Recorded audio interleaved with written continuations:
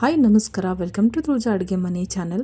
ಬೆಳಗ್ಗೆ ಟೈಮ್ ಇಲ್ಲ ಅಥವಾ ಮಕ್ಕಳ ಲಂಚ್ ಬಾಕ್ಸಿಗೆ ಅಂತಂದರೆ, ಹಾಗೆ ನೆಂಟರು ಯಾರಾದರೂ ಮನೆಗೆ ಬಂದಾಗ ಸ್ವಲ್ಪ ಡಿಫ್ರೆಂಟಾಗಿ ಏನಾದರೂ ರೈಸ್ ಮಾಡೋಣ ಅಂದ್ಕೊಂಡಿದ್ರೆ ಖಂಡಿತ ಈ ರೈಸ್ ಮಾಡಿ ತುಂಬಾ ಇಷ್ಟಪಟ್ಟು ತಿಂತಾರೆ. ಇದು ಮಾಡೋದು ಕೂಡ ತುಂಬಾ ಸುಲಭ, 5 ನಿಮಿಷದಲ್ಲಿ ನೀವು ಇದನ್ನು ರೆಡಿ ಮಾಡ್ಕೋಬೋದು. ನಾನಿವಾಗ ಯಾವ ರೀತಿ ಮಾಡೋದಂತ ತೋರಿಸ್ತಾ ಇದ್ದೀನಿ. ಇಲ್ಲೂ ಒಂದು ಕಡಾಯಿ ಇಟ್ಕೊಂಡ್ಬಿಟ್ಟು ಇದಕ್ಕೆ ನೋಡಿ ಒಂದು 3 ಸ್ಪೂನಷ್ಟು ಎಣ್ಣೆನ ಹಾಕ್ಕೊಂಡಿದ್ದೀನಿ. ಒಂದು 2-3 ಸ್ಪೂನಷ್ಟು ಎಣ್ಣೆ ಹಾಕ್ಕೊಂಡು ಎಣ್ಣೆ ಕಾದ್ಮೇಲೆ ನೋಡಿ ಇದಕ್ಕೆ ನಾವಿಲ್ಲಿ ಆಲೂಗಡ್ಡೆನ ಸಿಪ್ಪೆ ತೆಗೆದು ಈ ರೀತಿ ನಾನು ತೊಳೆದು ಇಟ್ಕೊಂಡಿದ್ದೀನಿ. ಅದನ್ನು ನೀರಿಂದ ಆಚೆ ತೆಗೆದು ಸ್ವಲ್ಪ ನೀವು ಒಂದು ಕಾಟನ್ ಬಟ್ಟೆಯಲ್ಲಿ ಕ್ಲೀನಾಗಿ ಅದನ್ನು ಒರೆಸ್ಕೊಂಡ್ಬಿಟ್ಟು ಆಮೇಲೆ ಎಣ್ಣೆಯಲ್ಲಿ ಹಾಕ್ಕೊಂಡು ಫ್ರೈ ಮಾಡ್ಕೋಬೇಕು. ಒಂದು 2-3 ನಿಮಿಷ ಇದನ್ನು ಫ್ರೈ ಮಾಡಿಕೊಂಡ್ರೆ ಸಾಕು, ತುಂಬಾ ಟೇಸ್ಟಿಯಾದ ನಿಮಗೆ ರೈಸ್ನ ರೆಡಿ ಆಗುತ್ತೆ. ಆಲ್ರೆಡಿ ನಾನು ಒಂದು ರೆಸಿಪಿನ ಹಾಕಿದ್ದೀನಿ ಆಲೂಗಡ್ಡೆದು. ಮಸಾಲ ಹಾಕ್ದೇನೆ ಯಾವ ರೀತಿ ಮಾಡೋದು ಅಂತ ನಾನು ತೋರಿಸಿದ್ದೀನಿ. ಆ ರೆಸಿಪಿದು ಲಿಂಕ್ ಕೂಡ ನಾನು ಇದರಲ್ಲಿ ಕೊಟ್ಟಿರ್ತೀನಿ. ಖಂಡಿತ ಯಾರಾದರೂ ನೋಡಿಲ್ಲ ಅಂದರೆ ಹೋಗಿ ನೋಡಿ. ಮಸಾಲ ತಿನ್ನಲ್ಲ ಅನ್ನೋರು ಆ ರೀತಿ ಕೂಡ ನೀವು ಮಾಡಿಕೊಂಡು ತಿನ್ಬೋದು. ತುಂಬ ಸುಲಭವಾಗಿ, ಅದು ಕೂಡ 5 ನಿಮಿಷದಲ್ಲಿ ರೆಡಿ ಆಗುತ್ತೆ. ಜಾಸ್ತಿ ಏನು ಬೇಕಾಗಲ್ಲ.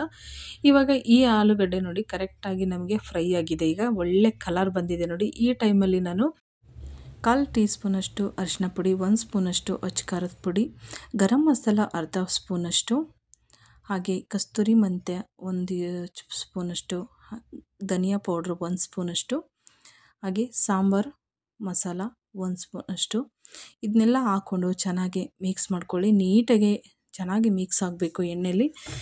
ನಾನು ಮಾಡ್ತಿರೋದ್ರಲ್ಲಿ ಸ್ವಲ್ಪ ಎಣ್ಣೆ ಜಾಸ್ತಿ ಆಯಿತು. ನೀವು ನೋಡಿಕೊಂಡು ಎಣ್ಣೆನ ಸ್ವಲ್ಪ ಕಮ್ಮಿ ಹಾಕ್ಕೊಳ್ಳಿ. ನಾನು ಹಾಕ್ಕೊಳ್ಳೋದ್ರಲ್ಲಿ ಸ್ವಲ್ಪ ಎಣ್ಣೆ ಜಾಸ್ತಿ ಆಯಿತು.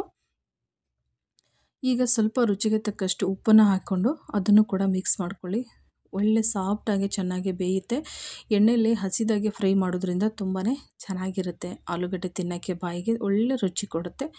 ಈಗ ಅದ್ರ ಜೊತೆಗೆ ನಾವು ಮಾಡಿಟ್ಕೊಂಡಿರುವಂಥ ಅನ್ನನ ಬೆರೆಸಿ ನೀಟಾಗಿ ಮಿಕ್ಸ್ ಮಾಡ್ಕೊಳ್ಳಿ. ಅಥವಾ ನೀವು ಬಿಸಿ ರೈಸ್ ಕೂಡ ಮಾಡಿ ಈ ರೀತಿ ಮಾಡ್ಕೋಬೋದು. ಅಥವಾ ನೈಟ್ ಏನಾದರೂ ರೈಸ್ ಉಳಿದಿದ್ರೆ ಈ ರೀತಿ ಕೂಡ ನೀವು ಮಾಡಿಕೊಂಡು ತಿನ್ಬೋದು. ಯಾಕಂದರೆ ಬೆಳಗ್ಗೆ ಯಾರು ನೈಟ್ ಉಳಿದಿರೋ ಅನ್ನನ ತಿನ್ನಲ್ಲ. ಹಾಗೆ ಕೊಟ್ಟರೆ, ಈ ರೀತಿ ಮಾಡಿಕೊಟ್ರೆ ಖಂಡಿತ ನೈಟ್ ಉಳಿದಿರೋ ಅನ್ನ ಖಾಲಿ ಆಗುತ್ತೆ. ತುಂಬಾ ರುಚಿಯಾಗಿರುತ್ತೆ, ತಿನ್ನೋಕ್ಕೆ ತುಂಬಾ ಟೇಸ್ಟಿಯಾಗಿರುತ್ತೆ. ಅಥವಾ ನೀವು ಬೆಳಗ್ಗೆ ವೈಟ್ ರೈಸ್ ಮಾಡಿಕೊಂಡು ಈ ರೀತಿ ಮಾಡಿ ಮಕ್ಕಳಿಗೆ ಬಾಕ್ಸಿಗೆ ಕೂಡ ಹಾಕಿ ಕೊಡ್ಬೋದು. ತುಂಬಾ ಇಷ್ಟಪಟ್ಟು ತಿಂತಾರೆ.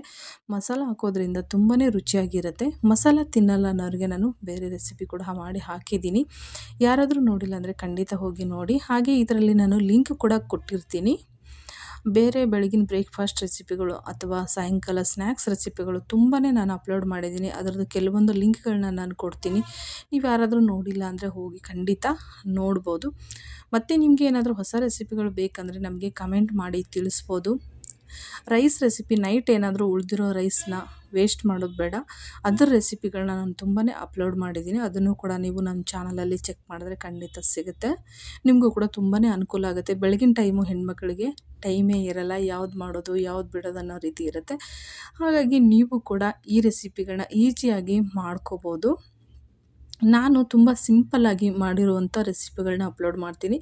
ಮನೆಯಲ್ಲೇ ಇರುವಂಥ ಪದಾರ್ಥದಲ್ಲೇ ಮಾಡುವಂಥ ರೆಸಿಪಿಗಳು ತುಂಬಾ ಅಪ್ಲೋಡ್ ಮಾಡಿದ್ದೀನಿ. ಹಾಗೆ ಉತ್ತರ ಕರ್ನಾಟಕ ರೆಸಿಪಿಗಳು ಕೂಡ ತುಂಬಾ ಅಪ್ಲೋಡ್ ಮಾಡಿದ್ದೀನಿ. ನೀವು ಕೂಡ ಹೋಗಿ ನೋಡ್ಬೋದು. ನೀವು ಕೂಡ ಅವನ್ನ ಟ್ರೈ ಮಾಡ್ಬೋದು. ನಿಮಗೆ ಈ ರೆಸಿಪಿಗಳು ಏನಾದರೂ ಇಷ್ಟ ಆದರೆ ಲೈಕ್ ಮಾಡಿ, ಶೇರ್ ಮಾಡಿ, ಕಮೆಂಟ್ ಮಾಡಿ, ಹಾಗೆ ಚಾನೆಲ್ನ ಸಬ್ಸ್ಕ್ರೈಬ್ ಮಾಡ್ಕೊಳ್ಳಿ ಅಂತ ಕೇಳ್ಕೊತೀನಿ. ಯಾವಾಗಲೂ ನಿಮ್ಮ ಸಪೋರ್ಟ್ ಹೀಗೆ ಇರಲಿ ಫ್ರೆಂಡ್ಸ್. ನಮಗೆ ಇನ್ನೂ ಹೊಸ ರೆಸಿಪಿಗಳು ಬೇಕಂದರೆ ಖಂಡಿತ ನಾನು ಹಾಕ್ತೀನಿ. ಕಮೆಂಟ್ ಮಾಡಿ ತಿಳಿಸಿದ್ರೆ ಓಕೆ. ಮತ್ತೆ ಹೊಸ ರೆಸಿಪಿದೊಂದಿಗೆ ಸಿಗ್ತೀನಿ ಫ್ರೆಂಡ್ಸ್. ಎಲ್ಲರಿಗೂ ನಮಸ್ಕಾರ.